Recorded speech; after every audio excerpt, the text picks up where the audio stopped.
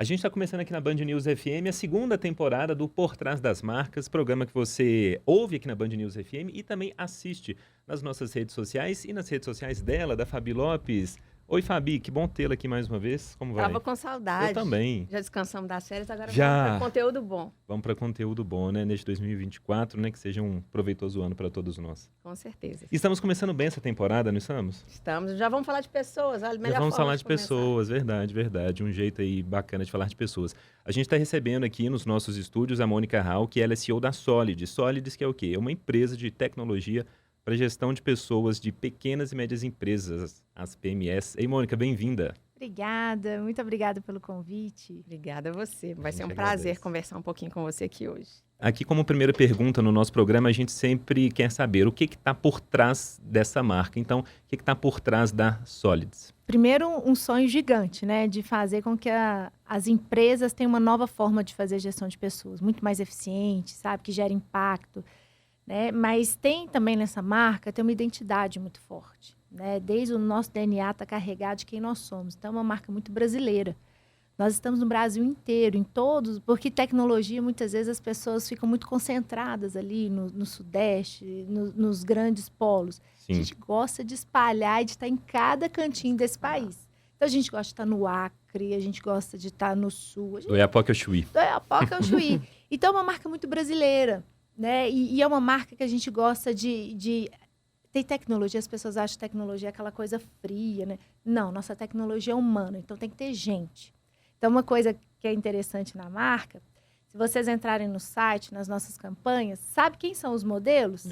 As pessoas que trabalham conosco. Que sensacional. Então, São os colaboradores mesmo. São os Olha. colaboradores, eles são lindos. Então, são pessoas de verdade construindo ali o algoritmo, fazendo o atendimento, entregando realmente ali o seu melhor todos os dias. Então, é uma marca brasileira, é uma marca humana, e é uma marca que tem a ambição de realmente mudar a forma de fazer gestão de pessoas nesse país. Não, e aqui, só antes da Fabi, mais que uma marca brasileira, uma marca de BH, né? A gente é bairrista mineiro, né? Quando a gente sabe de uma empresa deste tamanho. Ó, pessoal, para vocês terem uma ideia, depois Mônica me corrige se eu estiver falando bobagem. Mais de 700 colaboradores, mais de 25 mil clientes e tudo aqui de BH, quer dizer, nascido em BH, eu digo, né? Pro Brasil isso é muito Exatamente. legal. Parabéns. Não, e a gente está só começando. É assim. isso aí. Bom demais. Me conta um pouquinho de como que foi para o Alessandro. Ele apareceu no Top CEOs da SAS em 2022. Então, como é que foi viver esse momento da Solids? Conta um pouquinho aí dessa parte da direção da empresa, recebendo um prêmio desse, já receberam outros diversos. Então, só para a gente começar a nossa conversa, para conhecer um pouquinho mais da Solids. Quando a gente começa a construir uma empresa muito rápida, a gente leva alguns sustos quando vem esses prêmios, né? Top of Mind, quando chegam. Porque isso, na verdade, é a materialização de muito trabalho duro. Né? Eu acho que, às vezes, as pessoas... O prêmio é aquele momento bonito, onde você respira. 5 segundos. Mas você tem que voltar.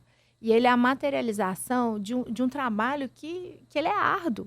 Com Que certeza. envolve muito suor, que envolve muito erro, né? Que envolve muita Empreendedorismo, falha, né? muita dedicação. É muito bom ser reconhecido e ver, porque é a materialização de um trabalho muito duro.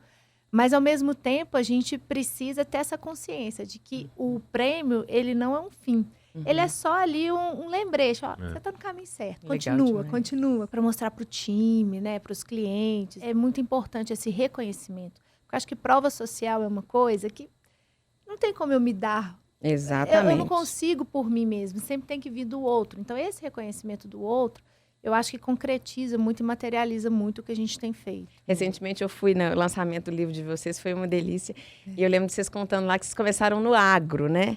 E que era outra história. Não tinha proposta de Solids nem nada. Eu acho que a gente podia também começar contando de onde veio e como foi essa construção, até mesmo para a gente inspirar, que a gente tem muitos ouvintes empreendedores, né? Que querem escutar essa história de como uma empresa mineira chegou no Brasil inteiro e fora com essa potência toda, e isso é inspirador. Conta um pouquinho como é que foi essa história aí. A Solids é a minha segunda experiência como empreendedora. A primeira, a gente desenvolver tecnologia para o agronegócio. Então, a gente gostava de entregar tecnologia para o pequeno fazendeiro. O pequeno fazendeiro que odiava tecnologia e não tinha internet na fazenda. Então, a gente gostava da parte difícil da coisa. E até pensando em marca, né? Como é que você vai vender para um mercado onde as pessoas não gostam do que você vende? O fazendeiro não gostava de tecnologia. Né? Ele não achava que precisava do meu produto, porque fazenda é uma coisa que você passa de geração, né? Geração por geração, e sempre foi assim, por que mudar agora? Mas quando a gente vai construindo uma identidade, e é por isso que eu acredito muito na questão da educação, né? Então, a gente vendia para fazendeiro que não queria comprar, que não entendia, que não sabia usar, mas a gente usou muito a questão da educação. E o que a gente descobriu? Primeiro, contrário de todas as probabilidades, deu super certo o negócio. E aí a gente descobriu que a gente vivia num país onde é um país de pequenos fazendeiros, pequenas propriedades. As pessoas trabalham segunda a segunda, acordam 3, 4, 5 horas da manhã trabalhando e elas não tinham noção se o fruto do trabalho estava dando lucro ou prejuízo. Mas era um sistema... software de controle de rebanho. Tá. Eles não tinham essa consciência, era um trabalho. Mensurava, não conseguia mensurar. Mensurava. Olha que Não coisa. tinha. loucura. Então foi uma experiência muito boa e eu cresci muito. Eu e o Ale juntos, né? A gente já empreende junto há mais de 20 anos. E vocês são casados? E somos casados. Tem Esse história, detalhe. tem esse detalhe. E foi muito bacana. Então, quando a gente monta a Sólides, assim, aparentemente não tem nada a ver, porque aí eu paro, né, de atender o fazendeiro e vou atender o RH. E aí a gente descobre uma realidade muito parecida. Porque o Brasil é um país de pequenas e médias empresas. De cada 10 empregos gerados, praticamente 7 vêm das pequenas e médias. Olha isso. E aí, quando a gente entra na realidade das pequenas empresas, quando nós entramos, o que nós descobrimos? Que também as empresas tinham lá sua folha, era o principal custo da empresa, o principal, né, compromisso, não tinha nenhuma estratégia de gestão por trás disso. Né? Ou seja, a maioria dos empreendedores não sabe se a gestão de pessoas está dando lucro ou prejuízo, está sendo benéfica para o negócio ou está sendo um detrator do negócio.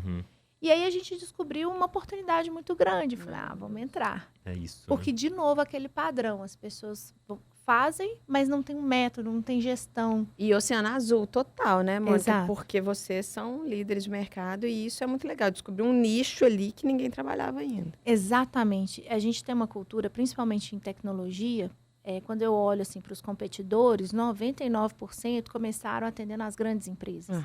Né? Porque a grande empresa já tem um RH estruturado, já conhece, né? Já tem mais já grana, tem demanda. Né, a demanda já tem um contrato, é maior e a demanda já existe. Mas a gente gosta do caminho difícil. A gente falou, não, nós queremos dar remédio para quem realmente está doente. Legal. A rotatividade brasileira é um problema e é um problema nas pequenas. Então, é para lá que a gente vai.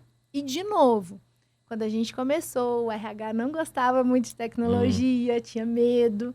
Ele não tinha cultura, não usava nada. Até hoje, meu maior concorrente é o Excel. Nossa. E aí, a gente começou com um trabalho de Excel. educação. Porque a gente também encontrou uma realidade que o RH não se sentia valorizado. E RH é muito legal. Nossa, eu sou abençoada de trabalhar com RH. Porque é um público que estuda muito, que é muito dedicado. Então, você tinha ali o profissional que fazia uma pós-graduação, dava o seu melhor, mas ele não era reconhecido na empresa, ele não se sentia valorizado.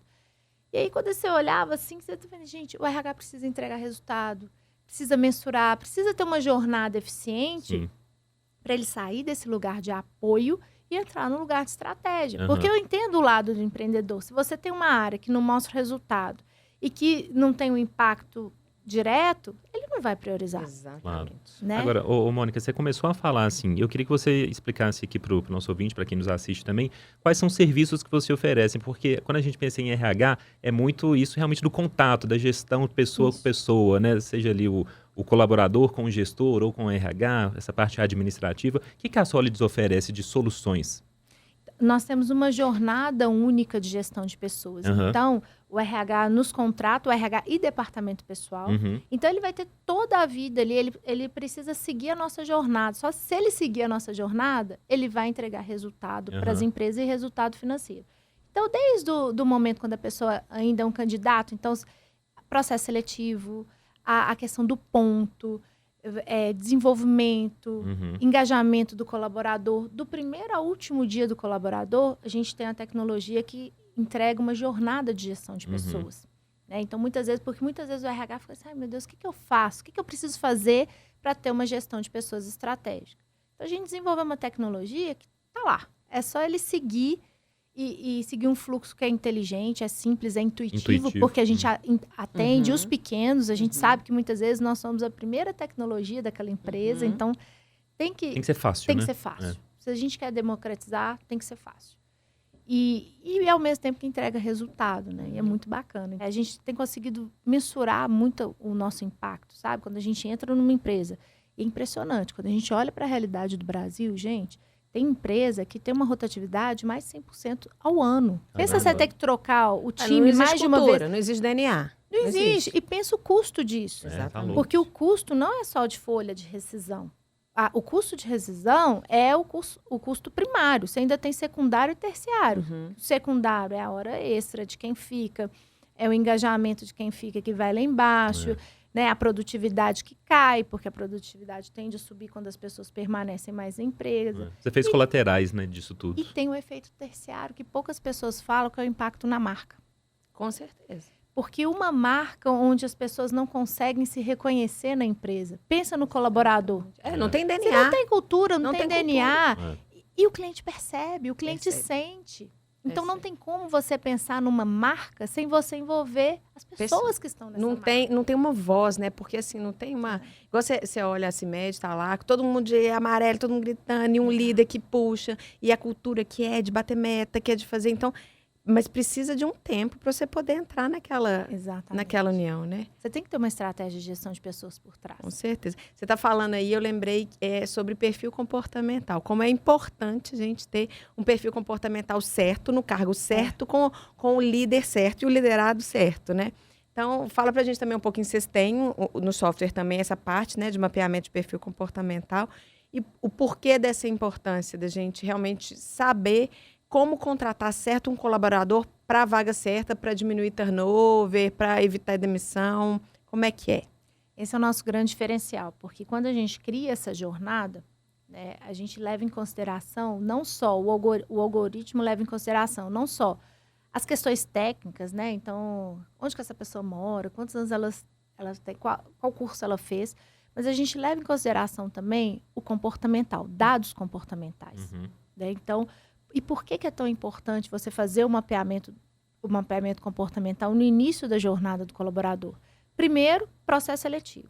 Você coloca ali a pessoa certa no lugar certo, a rotatividade cai. Né? Então, você acerta mais na contratação.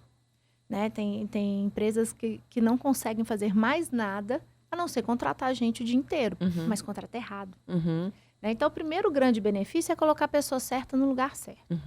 O segundo é que você consegue fazer com que cada gestor, cada líder da empresa conheça profundamente quem é o ser humano que está trabalhando nessa empresa.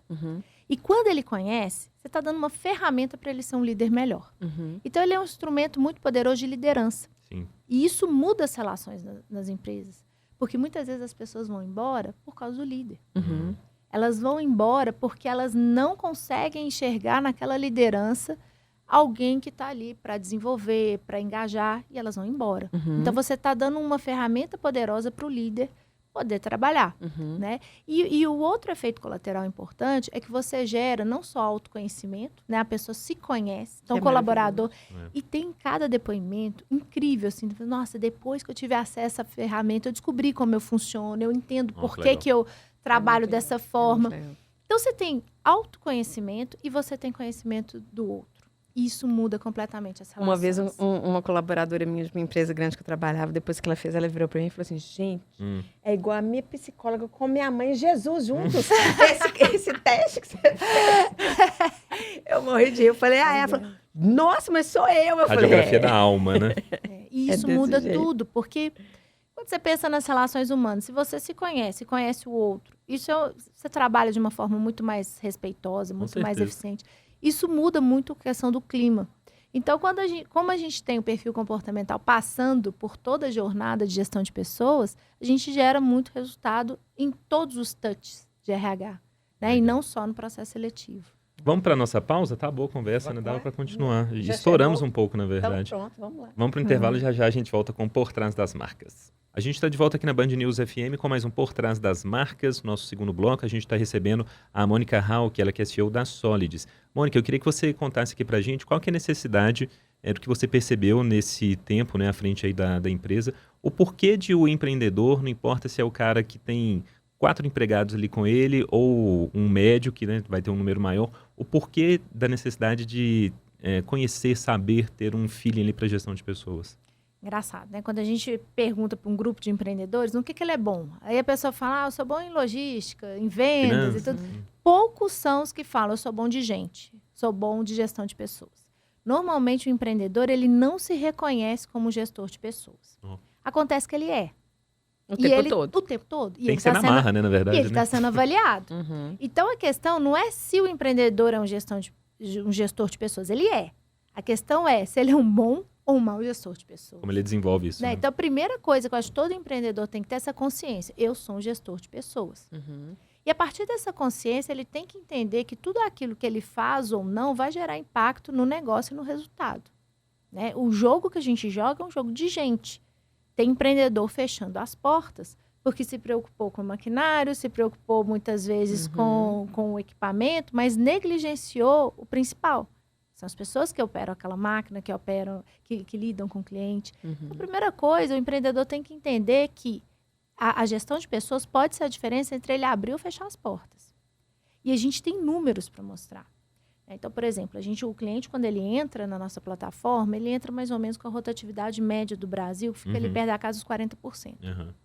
Ao longo dos meses, a gente faz a análise dos dados, esse número vai caindo.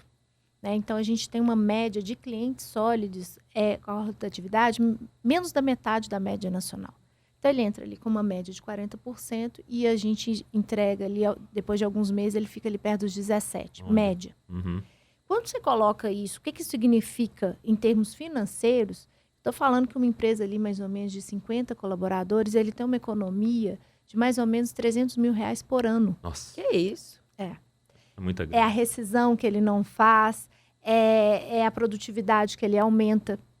Né? Então, quando a gente faz o cálculo de quanto custa uma demissão, né? E quando a gente reduz isso, a gente está falando de um RH, de uma gestão de pessoas que entrega resultado financeiro.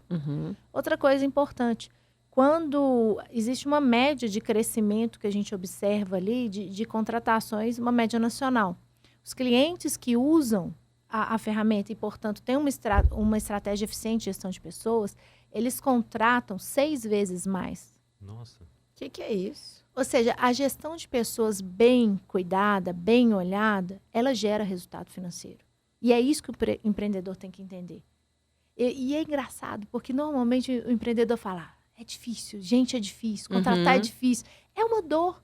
O empreendedor tem essa dor é óbvia. Tem essa dor. Todo empreendedor sabe que é uma dor para ele. Mas poucos são os que tomam para si essa missão de ser um gestor de pessoas e realmente entender que gestão de pessoas pode e deve gerar resultado para o negócio. Aqui, só para não perder o fio da meada, eu, como jornalista aqui também, me tira uma dúvida. Uma dúvida não, queria que você trouxesse sua percepção.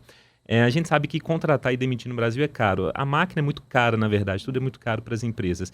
É realmente muito caro? É uma coisa que tira o sono de quem empreende, quem contrata? Queria que você trouxesse essa percepção mesmo, assim. Se podia ser menos burocrático.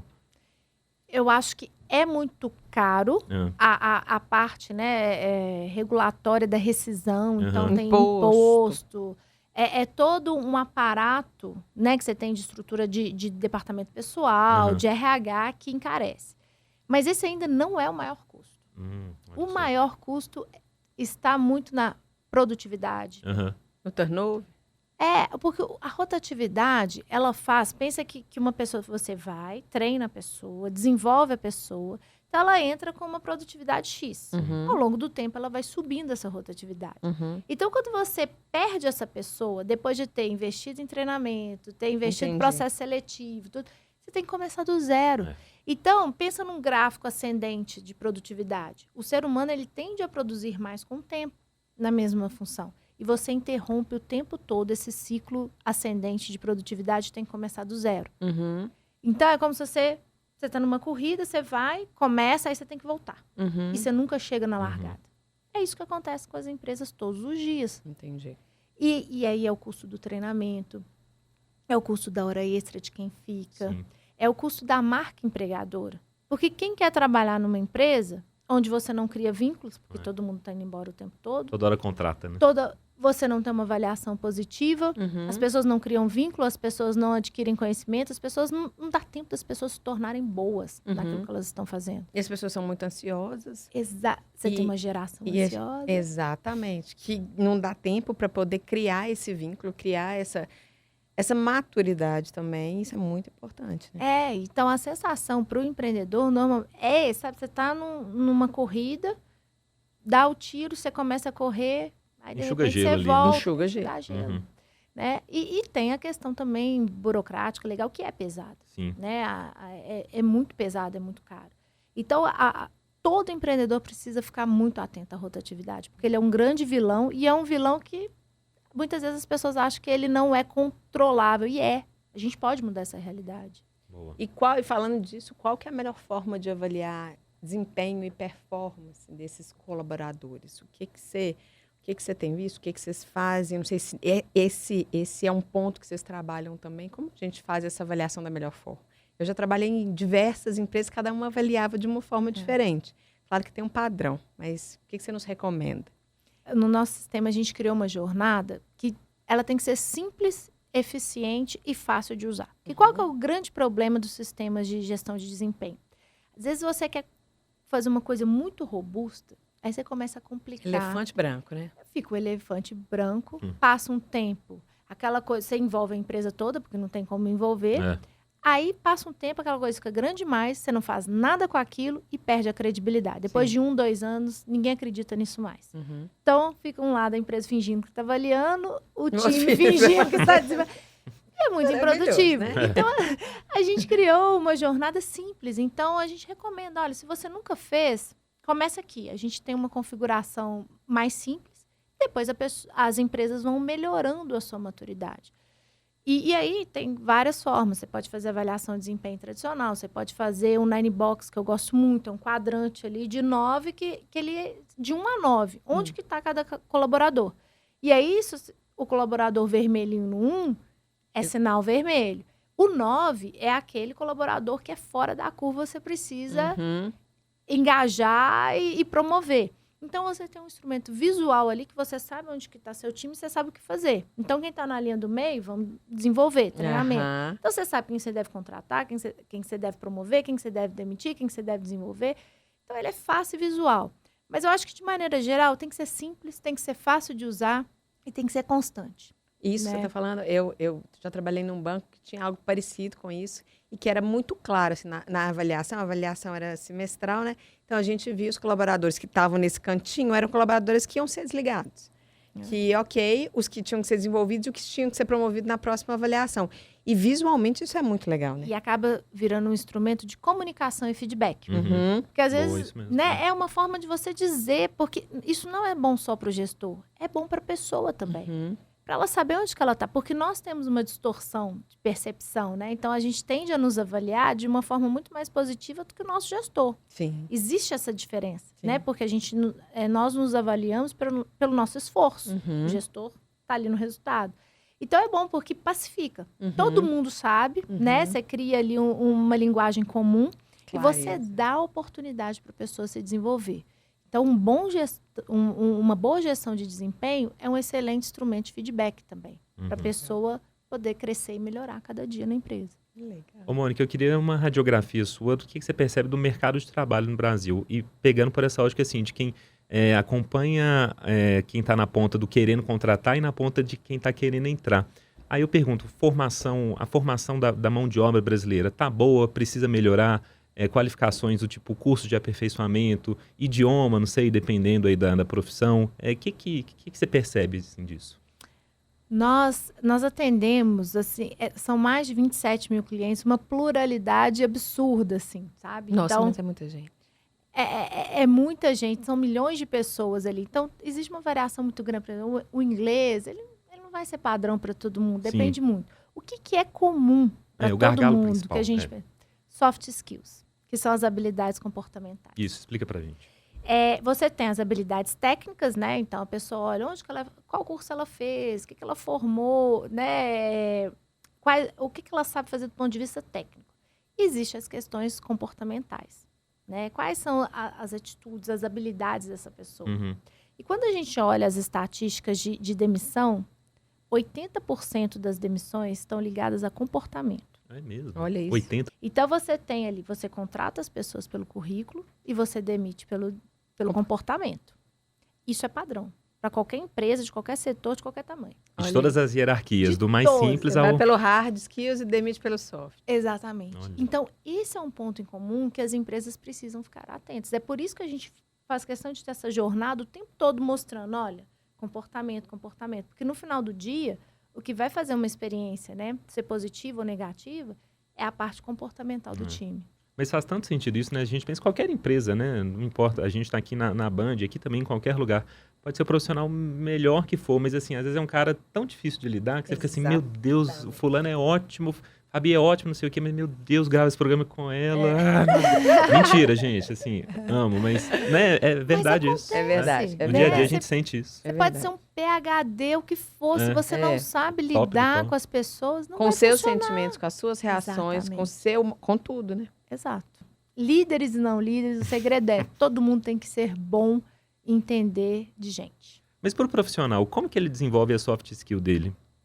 Eu acredito muito que uma boa empresa ela tem esse cuidado também de criar um programa para desenvolver o colaborador nesse aspecto comportamental. Entendi. Também. Mas através de feedbacks que você está falando? Você tem primeiro o mapeamento, né? Então, Sim, passo 1, você psicológico. mapeia. E ali tem, você faz um mapeamento comportamental, né? E ali você começa a identificar quais são os gaps. Então, eu faço meu mapeamento comportamental, eu sei exatamente o que eu preciso desenvolver, quais são meus pontos fortes. A partir dali, o seu líder pode criar uma estratégia de desenvolvimento individual. Então, ele vai criar uma estratégia baseada na cadeira que você está, no cargo que você ocupa e nas habilidades que você tem, ele vai criando ali uma estratégia. Então, o Lucas, às vezes, vai ter que desenvolver um pouquinho essa skill, ou essa ele é muito bom, vamos fortalecer. Então, a liderança vai construindo essa estratégia, né? Por isso que é muito gostoso quando você tem um líder sensível à gestão de pessoas. Porque é ali no dia a dia, com feedbacks, né? com estratégias claras, o que a pessoa deve fazer, como ela deve fazer.